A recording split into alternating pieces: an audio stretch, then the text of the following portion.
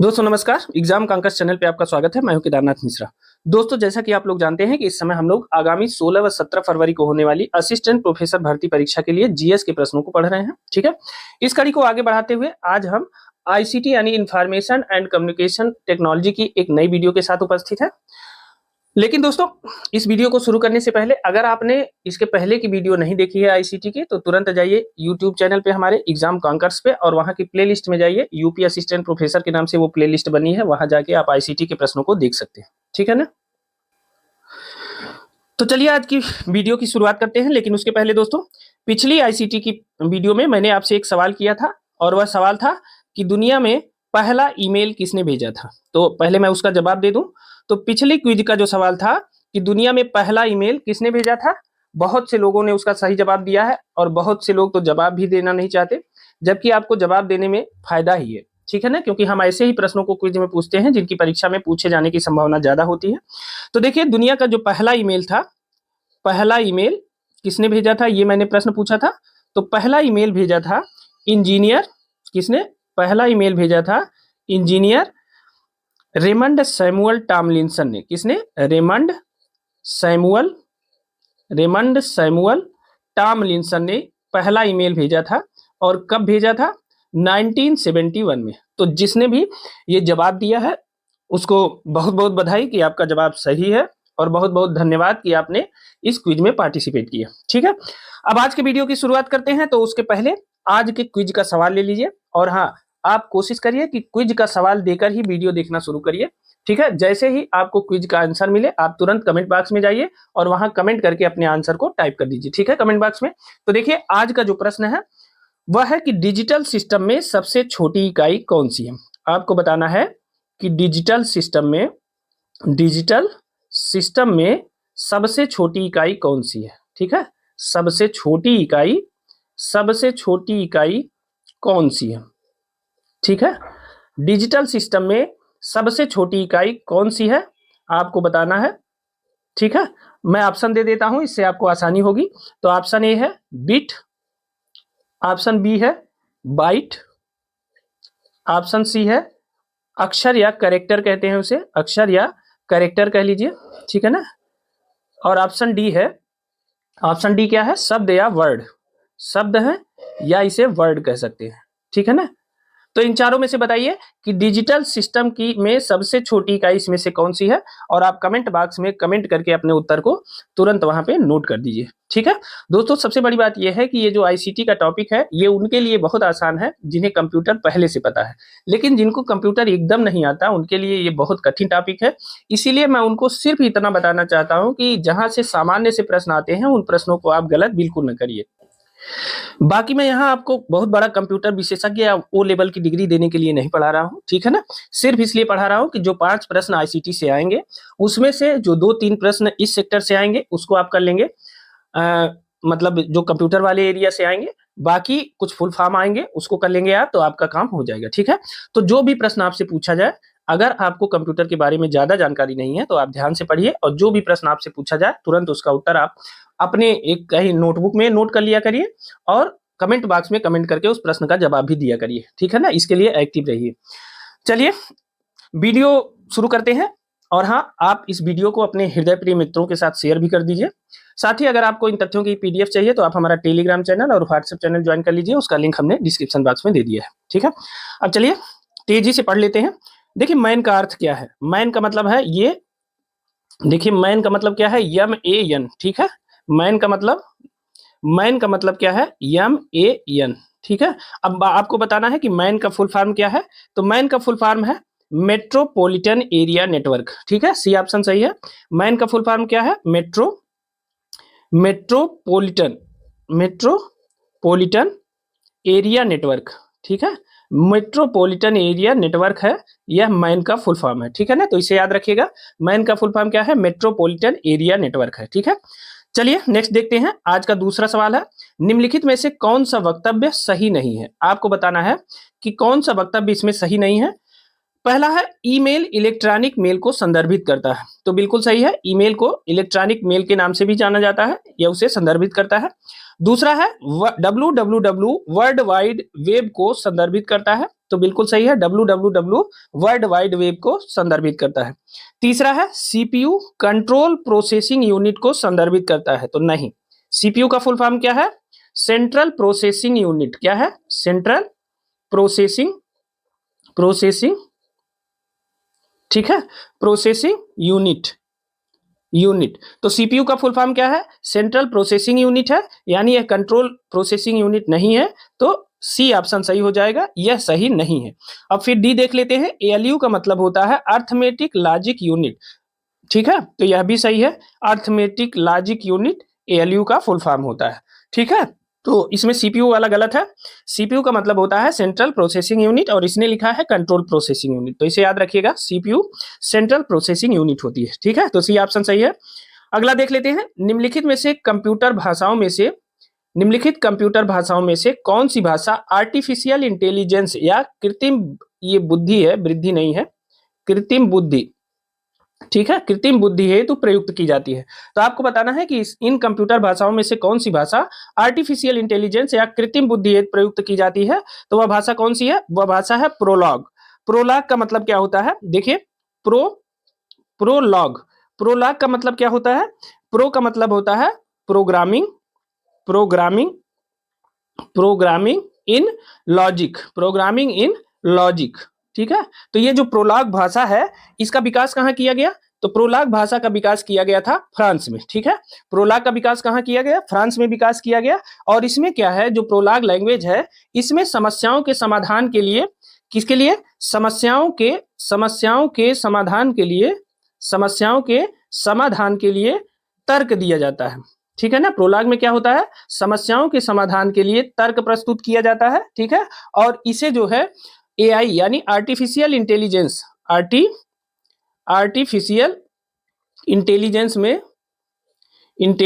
में तार्किक प्रोग्रामिंग में इसका प्रयोग किया जाता है, ठीक है ना। आर्टिफिशियल इंटेलिजेंस में तार्किक प्रोग्रामिंग में इसका प्रयोग किया जाता है। किसका प्रयोग किया जाता है? प्रोलॉग का, ठीक है। प्रोलॉग का मतलब प्रोग्रामिंग इन लॉजिक होता है। इसका आविष्कार किया गया फ्रांस में। प्रोलॉग का जो मुख्य कार्य होता है, वह समस्याओं के समाधान के लिए तर्क प्रस्तुत करता है, और इसी कारण इसका जो प्रयोग होता है, वह आर्टिफिशियल इंटेलिजेंस में तार्किक प्रोग्रामिंग में इसका प्रयोग किया जाता है, ठीक है ना। तो ये ऑप्शन सही है। नेक्स्ट देखते हैं। आज का चौथा प्रश्न है, एक्सेल का प्रयोग होता है। आपको बताना है एक्सेल का प्रयोग होता है किसके लिए होता है? ऑप्शन ए है दृश्य वार्ता के लिए, ऑप्शन बी है बहुमाध्यम प्रस्तुति के लिए, ऑप्शन सी है प्रदत्त विश्लेषण के लिए, और ऑप्शन डी है दूरवर्ती संचरण के लिए। तो बताइए, इसमें से एक्सेल का प्रयोग किसके लिए किया जाता है? तो देखिए, एक्सेल का जो प्रयोग होता है, वह होता है प्रदत्त विश्लेषण के लिए। कितनी शुद्ध हिंदी लिखी है! इसकी अंग्रेजी होती है डाटा एनालिसिस के लिए।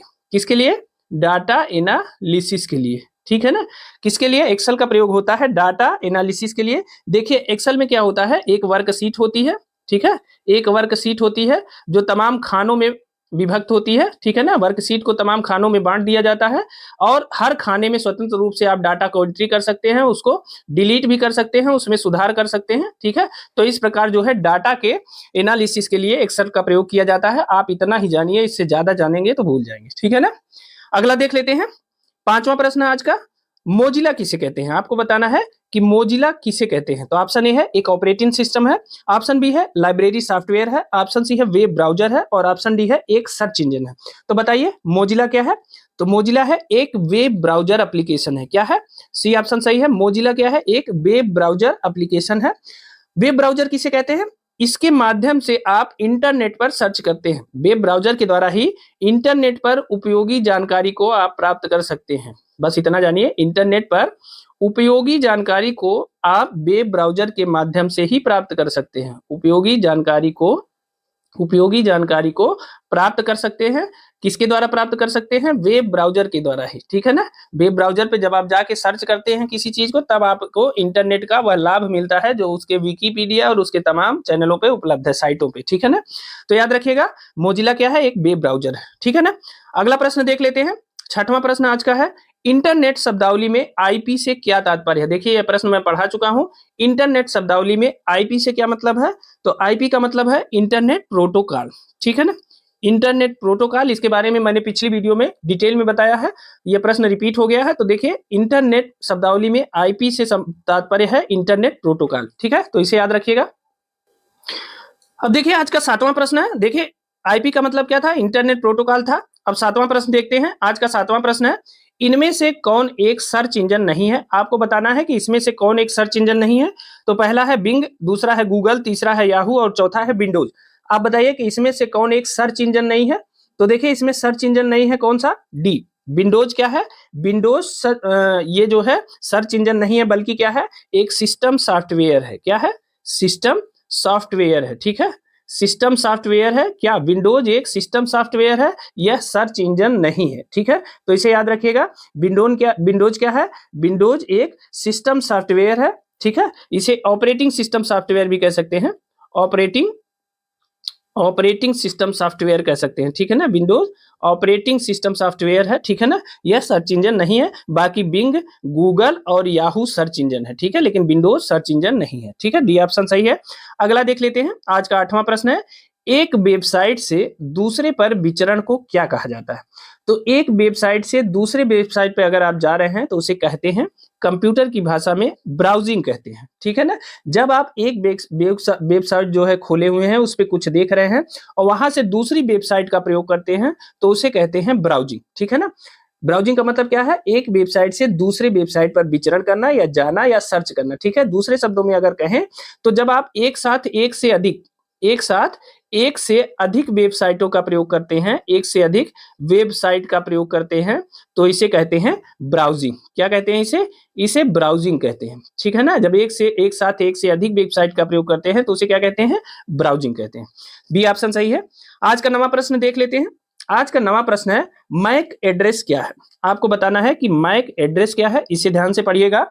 मैक एड्रेस किसे कहते हैं, ठीक है। तो ऑप्शन ए है, इंटरनेट से जुड़े यंत्र की पहचान करने वाली एक अनन्य संख्या है ये, ठीक है। दूसरा है, त्रुटि नियंत्रण के लिए आवश्यक एक अनन्य फ्रेम संख्या है। सी ऑप्शन है, पोर्ट के लिए आवश्यक एक अनन्य संख्या है। और डी ऑप्शन है, एक वेबसाइट का अनन्य पता है।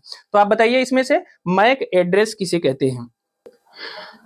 तो देखिए, मैक को आप लिख सकते हैं MAC, ठीक है। यह मैक है, यम सही नहीं बना लगता है, MAC। अब बताइए, मैक एड्रेस क्या है? तो देखिए, मैक एड्रेस है इंटरनेट से जुड़े यंत्र की पहचान करने वाली एक अनन्य संख्या, यानी ए ऑप्शन सही है। मैक एड्रेस क्या है? इंटरनेट से जुड़े यंत्र की पहचान करने वाली एक अनन्य संख्या। अब आइए देखिए, सबसे पहले जानते हैं कि मैक का फुल फॉर्म क्या है। मैक का फुल फॉर्म है media access control. Media access control, ठीक है ना। मैक का फुल फॉर्म क्या है? मीडिया एक्सेस कंट्रोल है, ठीक है ना। स्पेलिंग सही कर लीजिएगा, ठीक है, अगर गलत हो जाए तो। मीडिया एक्सेस कंट्रोल, यह मैक का फुल फॉर्म है। तो मीडिया एक्सेस कंट्रोल है, यह क्या करता है? यह एक इनफाइनाइट नंबर है। क्या है? यह एक अनन्य संख्या है। मीडिया एक्सेस कंट्रोल इसका नाम है मैक का। और इसे जो है यंत्रों का भौतिक एड्रेस भी कहा जाता है, फिजिकल एड्रेस जिसे कहते हैं उस कहा जाता है। और यह क्या होता है कि 12 अंकों के खंड दशमलव, जाने दीजिए, मिलियन बिलियन तक जाता है। यह 48 बिट लंबी एक जो है नंबर की श्रृंखला है। इसके बारे में इतना नहीं जानना है, बस आप जान लीजिए कि मैक एड्रेस क्या है। तो मीडिया एक्सेस कंट्रोल, ठीक है। Media access control MAC address का फुल फॉर्म है। और यह जो है एक अनन्य संख्या है, यह भी याद रखिएगा। मीडिया एक्सेस कंट्रोल, और यह एक अनन्य संख्या है, इसे याद रखिएगा, ठीक है ना। देखिए, मैं इसे लिख देता हूं फिर से, नहीं तो आप गलती कर जाएंगे। देखिए, मीडिया एक्सेस कंट्रोल, ठीक है। मीडिया एक्सेस कंट्रोल यह मैक का फुल फॉर्म है, ठीक है। तो यह क्या है? यह इंटरनेट से जुड़े यंत्र की पहचान करने वाली एक अनन्य संख्या है, ठीक है ना। यह 12 अंकों का होता है और इसमें बहुत सारे नंबर होते हैं, आपको उतना याद करने की जरूरत नहीं है। 48 बिट लंबा इसका जो नंबर का वो होता है, उसकी लंबाई कितनी होती है? 48 बिट की मेमोरी उसमें आती है, ठीक है ना। तो याद रखिएगा, मैक जो है यह मीडिया एक्सेस कंट्रोल का शॉर्ट फॉर्म है, इसे याद रखिएगा। नेक्स्ट देख लेते हैं। 10वां प्रश्न है, DISE क्या है?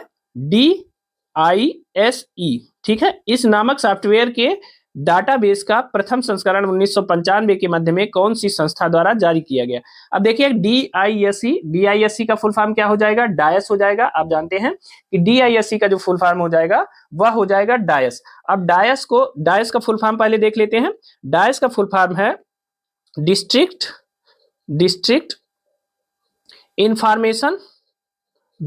Information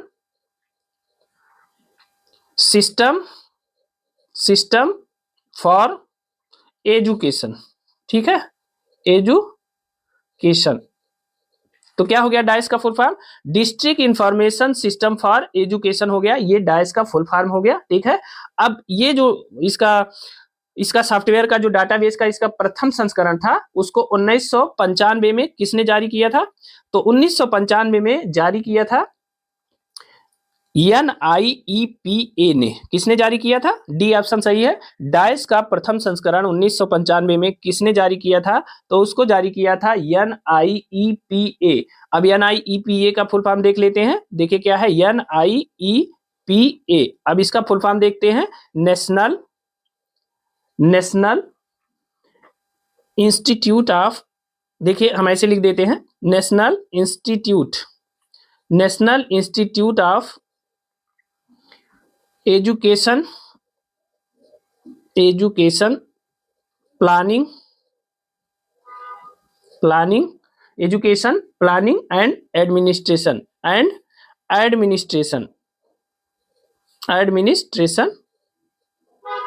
new Delhi. ठीक है, न्यू दिल्ली। तो याद रखिएगा NIEPA का मतलब क्या होता है? National institute of education planning and administration new Delhi. ठीक है, तो डायस का मतलब है district information system for education है, डायस का फुल फॉर्म है। इसका सॉफ्टवेयर का जो प्रथम संस्करण था वो 1995 में NIEPA द्वारा जारी किया गया। और NIEPA कौन है? National institute of education planning and administration new Delhi. ठीक है ना, तो इसे याद रखिएगा। चलिए आज का 11वां प्रश्न देखते हैं। आज का 11वां प्रश्न है IPv6 एड्रेसिंग में कितने बिट्स होते हैं? ठीक है, IPv6 एड्रेसिंग में कितने बिट्स होते हैं? तो इसमें पहला ऑप्शन है 128 बिट्स, दूसरा ऑप्शन है 256 बिट्स, तीसरा ऑप्शन है 32 बिट्स और चौथा ऑप्शन है 64 बिट्स। अब देखिए IPv6 का फुल फॉर्म क्या है? तो देखिए IPv6 का फुल फॉर्म है इंटरनेट प्रोटोकॉल वर्जन 6। ठीक है, तो IPv का जो फुल फॉर्म है वह है इंटरनेट प्रोटोकॉल वर्जन 6। और पूछा है कि यह कितने बिट्स का होता है, तो आपको बताना है कि यह कितने बिट्स का होता है। तो यह इसका जो बिट्स का नंबर है वह है 128 बिट्स। ठीक है, IPv6 एड्रेसिंग में जो बिट्स होते हैं वो 128 बिट्स होता है। इसे ऐसे ही रट लीजिएगा, ठीक है ना, इसमें बहुत ज्यादा हम छेड़छाड़ नहीं करने वाले। IPv6 एड्रेसिंग का फुल फॉर्म है इंटरनेट प्रोटोकॉल वर्जन 6 है। ठीक है, IPv6 का फुल फॉर्म, और ये 128 बिट्स का होता है। ठीक है, इसमें 128 बिट्स होते हैं। चलिए 12वां प्रश्न देख लेते हैं। 12वां प्रश्न है एक नेटवर्क के किसी कंप्यूटर को किससे सुरक्षा प्रदान करने के लिए फायरवॉल्स का प्रयोग किया जाता है? आपको बताना है कि एक नेटवर्क के किसी कंप्यूटर को किससे सुरक्षा प्रदान करने के लिए फायरवॉल का प्रयोग किया जाता है, या सामान्य लैंग्वेज में सुन लीजिए कि फायरवॉल का प्रयोग क्यों किया जाता है, किसके लिए किया जाता है, फायरवॉल का प्रयोग किस लिए किया जाता है। ठीक है ना, फायरवॉल का प्रयोग किस लिए किया जाता है? ठीक है, किया जाता है। तो ऑप्शन ए है आगजनी का हमला, ऑप्शन बी है प्राधिकृत हमला, ऑप्शन सी है अप्राधिकृत हमला और ऑप्शन डी है आंतरिक हमला। तो आपको बताना है कि फायरवॉल का जो प्रयोग है वह किसके लिए किया जाता है। इसमें से कोई ऑप्शन है तो बताइए, फायरवॉल का प्रयोग किसके लिए किया जाता है? तो देखिए जो फायरवॉल का प्रयोग किया जाता है वह अनऑथराइज्ड अटैक या अप्राधिकृत हमला के विरुद्ध किया जाता है। ठीक है ना, जब एक कंप्यूटर नेटवर्क होता है तो उस पे जो है कोई साइबर अटैक हो जाए, कोई अप्राधिकृत हमले का मतलब कोई बिना आपका जाना हुआ व्यक्ति उस पे अटैक कर दे, कोई वायरस आ जाए, तो ऐसे जो है उससे सुरक्षा प्रदान करने के लिए फायरवॉल्स का प्रयोग किया जाता है। और फायरवॉल्स होता क्या है? फायरवॉल्स, देखिए फायरवॉल्स क्या होता है, यह जो है कंप्यूटर के हार्डवेयर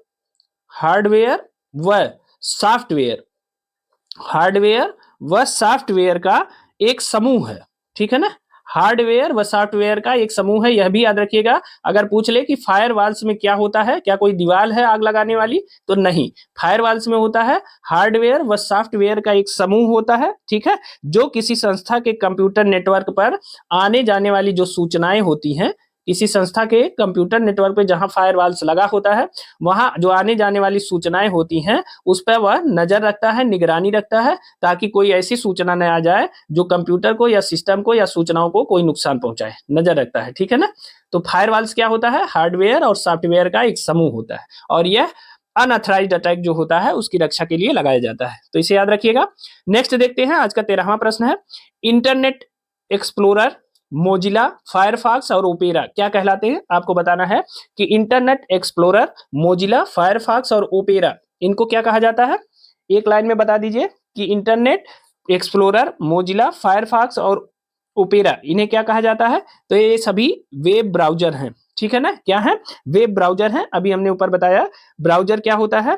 ब्राउजर के द्वारा ही आप इंटरनेट की सूचनाओं को ग्रहण कर सकते हैं, ठीक है, इंटरनेट की सूचनाओं तक पहुंच प्राप्त कर सकते हैं, उसका माध्यम क्या है? ब्राउजर, ठीक है। तो इसे याद रखिएगा, ये सभी इंटरनेट एक्सप्लोरर, मोजिला, फायरफॉक्स और ओपेरा ये सभी वेब ब्राउजर हैं, ठीक है।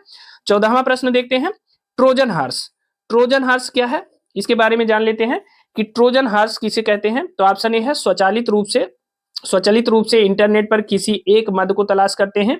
ऑप्शन बी है ऐसे विषाणु होते हैं जो स्वयं की अनुकृति बना सकते हैं। ऑप्शन सी है अनुश्रवण द्वारा सूचना एकत्र करने वाला सॉफ्टवेयर होता है।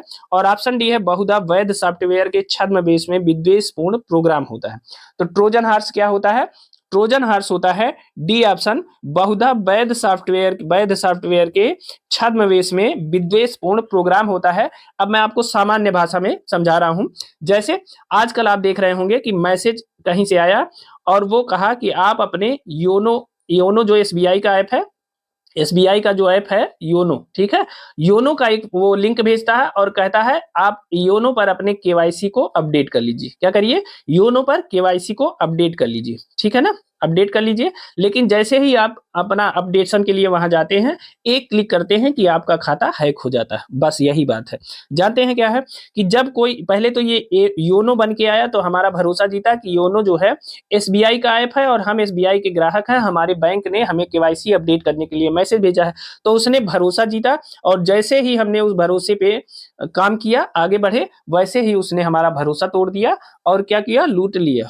क्या लूट लिया? बैंक, ठीक है। तो हमारा खाता जो है हैक कर लेता है और हैक हो जाता है, बाद में वह हमारे पैसे को निकाल लेता है। तो इस प्रकार जो ट्रोजन हॉर्स होता है, ट्रोजन हॉर्स यही होता है, बहुधा वैध सॉफ्टवेयर के छद्मवेश में विद्वेषपूर्ण प्रोग्राम होता है, ठीक है ना। तो डी ऑप्शन सही है। नेक्स्ट देख लेते हैं, ब्लॉग क्या है। आपको बताना है, देखिए आप बहुत जानते होंगे ये ब्लॉगर वो ब्लॉगर, ब्लॉग क्या होता है, आप ब्लॉग के बारे में बताइए कि ब्लॉग क्या है। ऑप्शन ए है इंट्रानेट है, ऑप्शन बी है सर्च इंजन है, ऑप्शन सी है किसी जर्नल के रूप में व्यक्तिगत वेबसाइट है, और ऑप्शन डी है ऑनलाइन जर्नल है। तो बताइए इसमें से ब्लॉग क्या है। देखिए ब्लॉग होता है, अब आज से इसे कभी नहीं भूलेंगे, ब्लॉग क्या है, पहले तो इसका उत्तर जान लीजिए। क्या कहते हैं ब्लॉग को? तो यह है किसी जर्नल के रूप में व्यक्तिगत वेबसाइट। सी ऑप्शन सही है। ब्लॉग का मतलब क्या होता है? किसी जर्नल के रूप में व्यक्तिगत वेबसाइट। अब देखिए मैं इसे सामान्य भाषा में बताता हूं आपको। ब्लॉग का वास्तविक मतलब होता है, देखिए यह एक जो है डिजिटल डायरी आप समझ सकते हैं। ब्लॉग का मतलब क्या है? यह एक डिजिटल डायरी है, ठीक है। ब्लॉग क्या है? डिजिटल डायरी है ये आपकी, जो हमेशा जो है, एक सेकेंड, डिजिटल डायरी है जो हमेशा जो है ऑनलाइन रहती है, ठीक है। एक डिजिटल डायरी है ब्लॉग, और यह जो है हमेशा ऑनलाइन रहती है। यहाँ पे क्या कर सकते हैं? आप अपने विचार लिख सकते हैं, ठीक है। यहाँ अपने विचार लिख सकते हैं, कोई जानकारी हो, कोई अनुभव हो, आप उसे साझा कर सकते हैं। कहाँ? ब्लॉग पे कर सकते हैं। सबसे बड़ी बात यह है कि यह हमेशा ऑनलाइन उपलब्ध रहता है, ठीक है ना। ब्लॉग पे ऑनलाइन उपलब्ध रहता है, आप अपनी रुचि के अनुसार इसमें कुछ भी दर्ज कर सकते हैं। और जब यह ऑनलाइन इंटरनेट पे उपलब्ध रहता है तो इसे दुनिया भर के लोग पढ़ सकते हैं। दुनिया भर के लोग इसे पढ़ सकते हैं, ठीक है ना। तो यह भी याद रखिएगा। दुनिया भर के लोग इसे पढ़ सकते हैं। किसको? ब्लॉग को पढ़ सकते हैं। बाकी आपके अंदर जो भी रचनात्मकता हो, जो भी कुछ हो, वो आप ब्लॉग में नोट कर सकते हैं। तो क्या है? यह एक डिजिटल डायरी है जो ऑनलाइन इंटरनेट पे उपलब्ध रहती है और जिसे दुनिया भर के लोग पढ़ सकते हैं और आप चाहे जो लिख सकते हैं। ठीक है? तो दोस्तों, ये थे आज के हमारे 15 प्रश्न। ये प्रश्न आपको कैसे लगे हमें कमेंट करके जरूर बताइएगा। साथ ही इस वीडियो को अपने दोस्तों के साथ, अपने हृदय प्रिय मित्रों के साथ शेयर करना न भूलिएगा। और अगर आप इस चैनल पे नए हैं तो इस चैनल को सब्सक्राइब कर दीजिएगा। साथ ही वीडियो को लाइक भी करिएगा। और अगर आपको इन तथ्यों की पीडीएफ चाहिए तो आप हमारे टेलीग्राम चैनल और व्हाट्सएप चैनल को ज्वाइन कर लीजिए। उसका लिंक हमने डिस्क्रिप्शन बॉक्स में दे दिया है, वहां से जाके आप इस पीडीएफ को डाउनलोड कर पाएंगे। तो अभी के लिए दोस्तों इतना ही। मिलते हैं अगली वीडियो में कुछ नए तथ्यों के साथ, कुछ नए मैटर के साथ। तब तक लगे रहिए, पढ़ते रहिए मेहनत से। बहुत बहुत धन्यवाद।